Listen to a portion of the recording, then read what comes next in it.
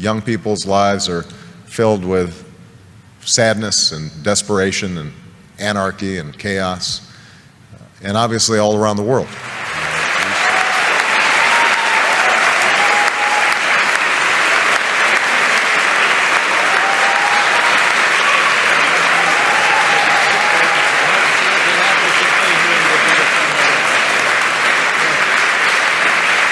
Thank you very much. Thank you so much. I'm so grateful to be a recipient of this award and to be keeping such extraordinary company. I first of all want to thank all of you who are involved in making this possible, but the main thing that I want to do here is to just say how I'm inspired by the young people who are represented here, because I think that's the purpose ultimately of this foundation. And I want to tell just a brief story because Archbishop Tutu is here, one of my heroes, and let you know where I was when I was about your age. I'm really dating myself now, although I'm also dating the Archbishop, because back in 1979, I was a freshman in college at Occidental College in California. And I had had a somewhat rocky youth and teenage years. My father wasn't at home. I was growing up partly with my grandparents in high school. I'd gotten into trouble occasionally, was what my mother called a good time Charlie, meaning I wasn't really serious in terms of my studies, in terms of my work. Had some awareness of the world around me, had some sense of injustice and unfairness, but it wasn't finely honed, it wasn't well developed. And I remember in 1979 arriving as a freshman and doing what freshmen do, trying to figure out what courses are and trying to change your study habits and trying to identify that food in the cafeteria, what it is. And we were visited on campus by a couple of gentlemen from South Africa who were representatives of the ANC in 1979, 1980. And they spoke about their efforts to overcome apartheid. And for about an hour, myself and a group of students listened to these young men who were not much older than we were, describe the extraordinary struggles they were going through, the sacrifices that were being made, people who were enduring jail and torture and beatings because they had a sense that somehow, some way, justice would prevail. And that brief meeting, I think, in some ways changed my life, because what it told me, first of all, was that ordinary people can do extraordinary things when they're given an opportunity. We sometimes think that our leaders have to have fancy degrees or well-educated or some public office somewhere. These young men had none of those things. But what they possessed was an anger over injustice that they were able to channel in a constructive, positive way.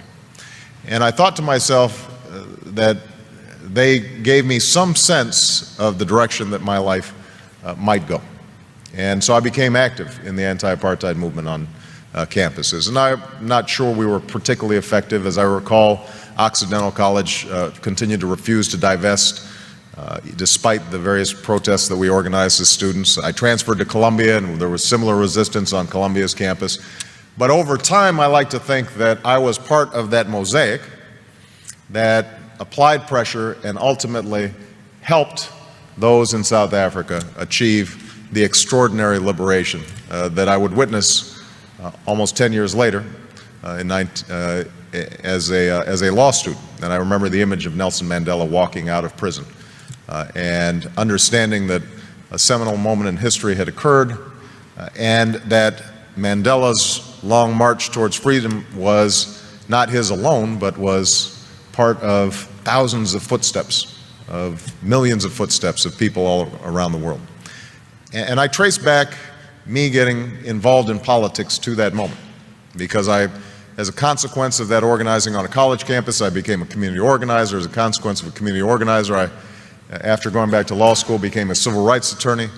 As a consequence of being a civil rights attorney, I entered the state legislature, and I now stand before you as a United States Senator and as a candidate for president.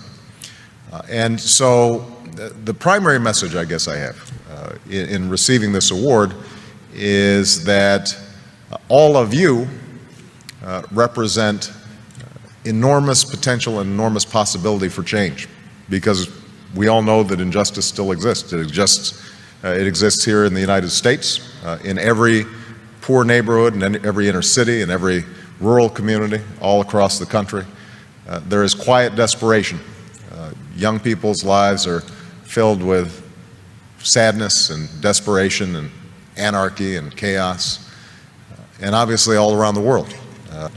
We see those same symptoms of hopelessness made manifest in places like Darfur, in places like the Middle East, in places that too often are forgotten about and not written about until they flare up in tragedy.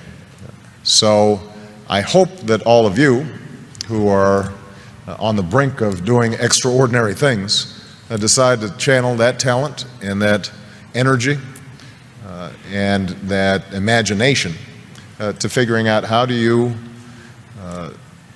move the process along for a better history. You know, how do you put your shoulder against the wheel and move that boulder up the hill? And I'm absolutely confident that if all of you take up that challenge, the world is waiting for you, ready to be changed. Because I think we live in this moment in history right now where the hunger for change, the hunger for something new, the desire to break out of the ordinary, the self-interested, the petty, the trivial, is everywhere. And they're waiting for you. And so I hope that as you see the recipients of this award, you recognize that it's actually more of a tool to give you a little spark and drive you in the wonderful directions that I hope your lives take in the years to come. So thank you very much.